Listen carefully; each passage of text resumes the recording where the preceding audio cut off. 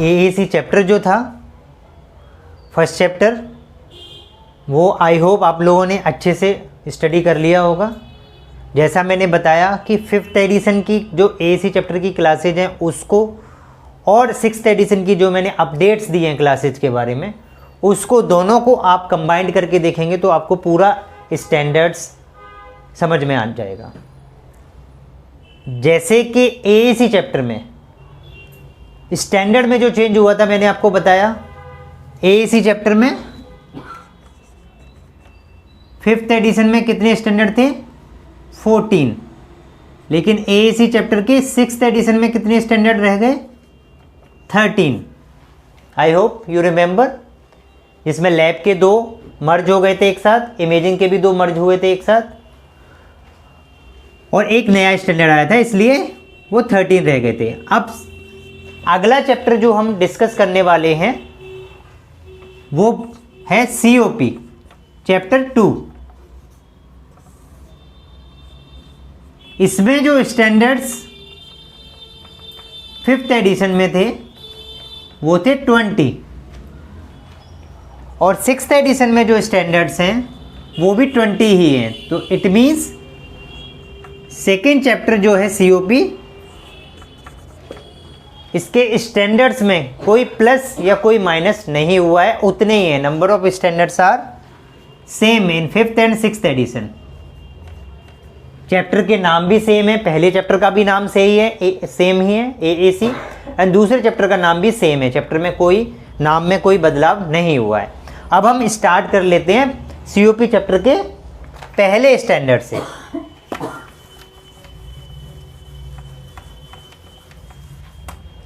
सो 6th addition में chapter 2 COP, इसका पहला जो स्टैंडर्ड है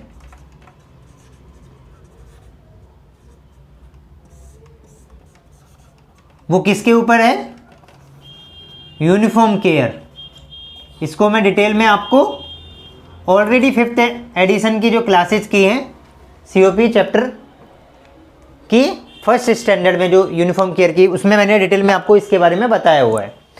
तो इसमें सबसे पहले तो स्टैंडर्ड में हल्का सा मॉडिफिकेशन हुआ है। वो मॉडिफिकेशन क्या हुआ है? As per applicable laws and regulation, ये जो लाइन थी ये रिमूव हो गई है। कहां से? स्टैंडर्ड से। तो पहले स्टैंडर्ड क्या था? Uniform care is provided throughout the organisation और in health care setting throughout the organisation based on the written guidelines. तो रिटन गाइडलाइंस के बाद ये वर्ड भी था 5th एडिशन में, जिसको 6th एडिशन में रिमूव कर दिया गया है। तो एक तो स्टैंडर्ड में ये थोड़ा सा अपडेट है। अब मैं बात करूं इसका ऑब्जेक्टिव एलिमेंट ए की। सबसे पहले तो ये बात कर लेते हैं कि 5th एडिशन में कितने ऑब्जेक्टिव एलिमेंट थे, कंपैरिजन कर लेते हैं थोड़ा सा। इसको मैं रिमूव कर देता हूं। सो स्टैंडर्ड का क्लियर हो गया आपको, हल्का सा मॉडिफिकेशन, लॉज एंड रेगुलेशन के बारे में जो बात हो रही थी वो यहां से रिमूव हो गई है। अब इसका जो फर्स्ट स्टैंडर्ड है सीओपी 2 चैप्टर का यूनिफॉर्म केयर के बारे में, इसमें 5th एडिशन में जो ऑब्जेक्टिव एलिमेंट थे वो कौन कौन से थे? A B C D E F G और एच। 6th एडिशन में जो है वो ऑब्जेक्टिव एलिमेंट हैं ए बी सी डी ई और एफ।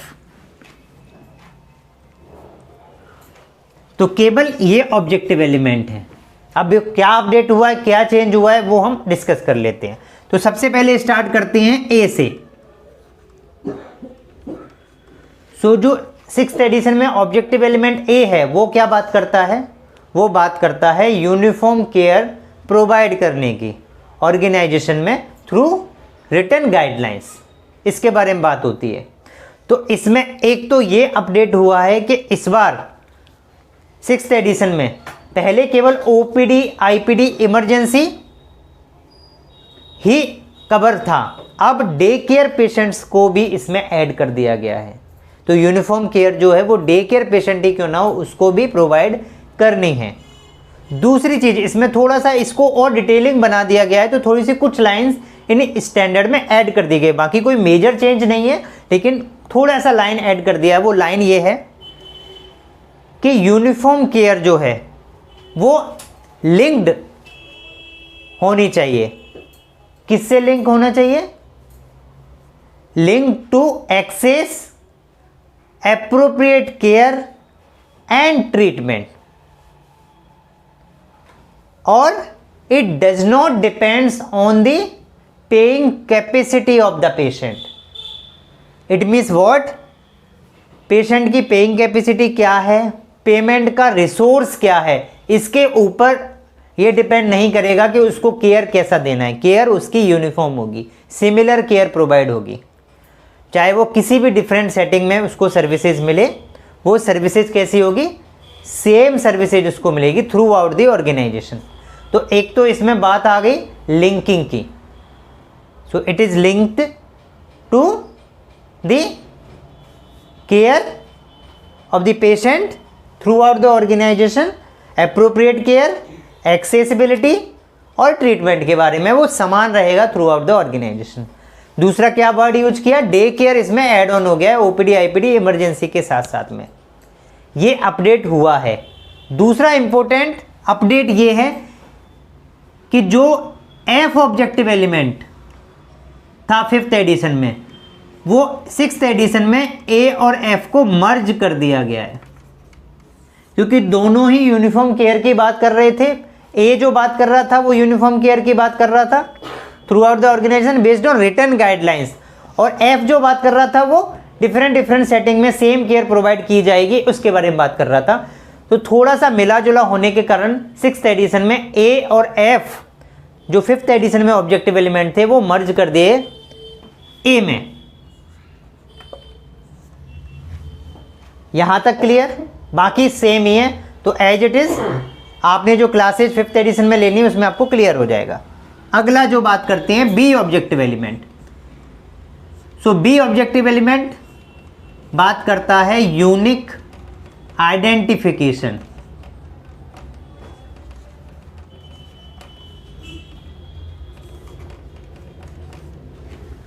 तो ये सेम ही है, इसमें थोड़ा सा अपडेट हुआ है क्लियर करने के लिए कि यूनिक आइडेंटिफिकेशन कहां कहां। तो not only OPD IPD emergency, diagnostic, therapeutic, procedures, transfusion services,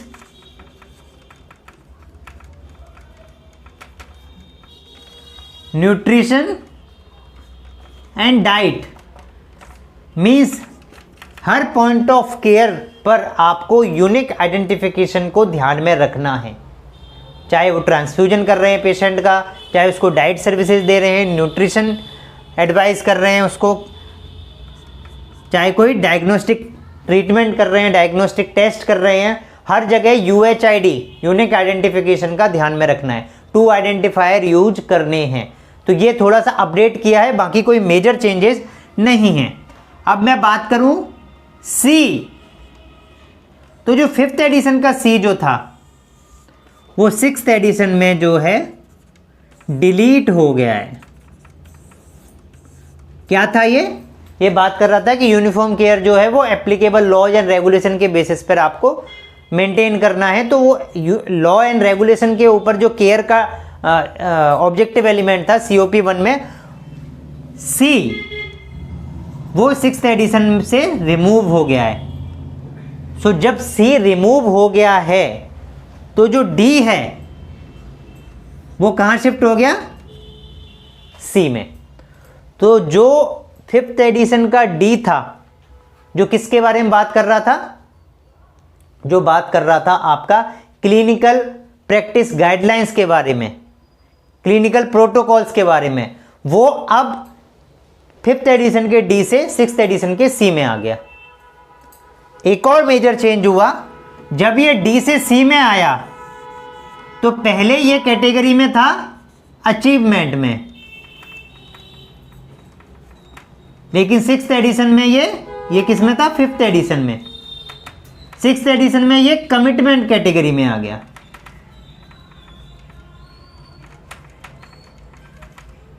so category जो है वो चेंज हो गई।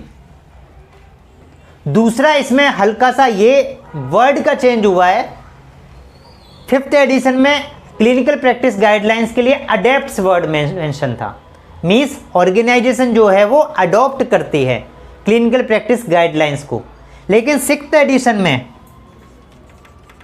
अडेप्ट्स वर्ड को रिप्लेस कर दिया गया है इंप्लीमेंट वर्ड से। इट मीन्स वॉट, वर्ड के चेंज होने से ये हो गया कि आप पहले केवल दिखाते थे कि हमने इन क्लिनिकल प्रैक्टिस गाइडलाइंस को फॉलो करके हम ट्रीटमेंट प्लान करते हैं पेशेंट का, लेकिन यहां पर आपको उसका इम्प्लीमेंटेशन दिखाना पड़ेगा 6th एडिशन में। तो ये हल्का सा अपडेट इस ऑब्जेक्टिव एलिमेंट में हुआ है। जब ये 6th एडिशन में सी बन के आया तो अचीवमेंट से कमिटमेंट बन गया, डी से सी में आ गया क्योंकि सी रिमूव हो गया। आगे बात करते हैं डी ऑब्जेक्टिव एलिमेंट की। तो डेफिनेटली जब डी सी बन गया तो ई क्या बन जाएगा, जो 5th एडिशन का ई था वो 6th एडिशन में डी बन गया, जो कि बात करता था किस बारे में, क्लिनिकल पाथवेज के बारे में। तो इस क्लिनिकल पाथवेज वाले ऑब्जेक्टिव एलिमेंट में जो कि अब डी बन गया है ई से, इसमें कोई चेंज नहीं है, बस लैंग्वेज को थोड़ा सा घुमा फिरा दिया गया, बाकी सेम इंटेंट है, कोई चेंज नहीं है। उसके बाद बात करते हैं अगला objective element F 5th addition का। तो ये कहां मर्ज हो गया है ऑलरेडी, ए में हमने पहली बात कर ली है। तो 6th एडिशन का ए जो है उसमें एफ ऑलरेडी कवर हो गया। तो एफ यहां कैरी फॉरवर्ड नहीं हुआ 6th एडिशन में, तो अब कौन सा होगा, जी। तो जी जो ऑब्जेक्टिव एलिमेंट है वो क्या बन गया, ई बन गया 6th एडिशन में। सो जी इज नाउ ई। अब ये किस बारे में था, जी स्टैंडर्ड बात करता था multi disciplinary and multi speciality care के बारे में थ्रू एप्रोप्रिएट ट्रीटमेंट गाइडलाइंस और क्लिनिकल प्रैक्टिस गाइडलाइंस के बेसिस पर आपको करना है। तो इस ऑब्जेक्टिव एलिमेंट में जो कि करंट में ई है, जो पहले जी था, इसमें भी कोई मेजर चेंजेस नहीं है, बस कुछ मल्टीडिसिप्लिनरी टीम, जैसे कि जब आप पेशेंट का ट्रांसप्लांट करते हैं तो ट्रांसप्लांट सर्विसेज के दौरान मल्टीडिसिप्लिनरी टीम के द्वारा ही उसका अप्रूवल हो, वो चीज़ इसमें ऐड हो गई है। जैसे कि डायबिटिक पेशेंट्स के लिए एंड ऑफ लाइफ केयर के टाइम पर, पेशेंट्स का पैलिएटिव केयर के टाइम पर, डायबिटिक पेशेंट्स के लिए, उन सब के लिए एक मल्टीडिसिप्लिनरी टीम हो जो कि टीम डिस्कस करे पेशेंट का एंड स्टेज केयर या उसकी पैलिएटिव केयर या उसकी डायबिटिक केयर या उसकी ऑर्गन ट्रांसप्लांट के ड्यूरेशन में डिसीजंस, जैसे किडनी ट्रांसप्लांट करनी है तो एक टीम होती है ना, वो टीम अप्रूव करती है। तो उस टाइप की चीज़ों का ध्यान रखना है based on the clinical practice guideline as well as law regulations also. तो इसमें कोई मेजर चेंजेस नहीं है, बस ट्रांसप्लांट सर्विसेज को और इसमें एक वर्ड ऐड कर दिया गया है इसमें कि ट्रांसप्लांट सर्विसेज को भी ध्यान रखना है। अगला ऑब्जेक्टिव एलिमेंट जो एच था वो एफ बन गया 6th एडिशन में। तो एच किस बारे में बात करता था, पहले जो स्टैंडर्ड था एच जो कि 5th एडिशन में, वो अब 6th एडिशन में क्या बन गया है, एफ बन गया है। क्या बन गया है, एफ। इसमें क्या चेंजेज हुआ है, ये स्टैंडर्ड था टेलीमेडिसिन के ऊपर, तो इसमें कोई मेजर चेंजेस तो नहीं हुआ है, केवल ये बात ऐड हुई है ऑब्जेक्टिव एलिमेंट में कि अगर आपके पास टेलीमेडिसिन की फैसिलिटी है तो आपके पास इसके लिए एमओयू होना चाहिए। डेफिनेटली एमओयू की हम बात पहले भी कई बार कर चुके हैं 5th एडिशन की क्लासेस में। जब भी कोई एग्रीमेंट होगा तो उसमें क्वालिटी पैरामीटर्स होना चाहिए, तो वो आपको मेंशन करना है। टेलीमेडिसिन जिसके साथ भी आप डील कर रहे हैं उसके साथ वो एग्रीमेंट होगा, ये क्लियर है। प्लस इसमें गाइडलाइंस और ऐड कर दी है इस बार गाइडलाइंस का भी रेफरेंस दे दिया गया है। तो रेफरेंस में क्या आपको लेना है टेलीमेडिसिन के लिए? आईसीएमआर की गाइडलाइंस 2020 वाली जो रिलीज हुई है, ministry of health and family welfare की गाइडलाइंस। तो आईसीएमआर की 2020 की जो गाइडलाइंस हैं, आईसीएमआर तो पता है ना, Indian council for medical research, तो उसकी गाइडलाइंस को हमें फॉलो करना है। इस एच जो था पहले वो एफ जो बन गया, तो उसमें टेलीमेडिसिन की जो हम बात कर रहे थे ये ऐड हुआ है। बाकी कोई मेजर ऐसा बहुत ज़्यादा डिफरेंशिएशन नहीं है, हल्का सा ऑब्जेक्टिव एलिमेंट्स में वर्डिंग ऐड करके उसको और क्लियर करने की कोशिश की है। तो ये हल्का सा चेंजेज है जो मैंने आपको बताया COP 1 में। बाकी डिटेल में इसकी क्लास 5th एडिशन में ऑलरेडी कर चुके हैं, तो वो आप वीडियो में देख सकते हैं और फिर इस क्लास को रिलेट करेंगे तो आपको क्रिस्टल क्लियर हो जाएगा 5th और 6th एडिशन का। ठीक है, चलिए, थैंक यू।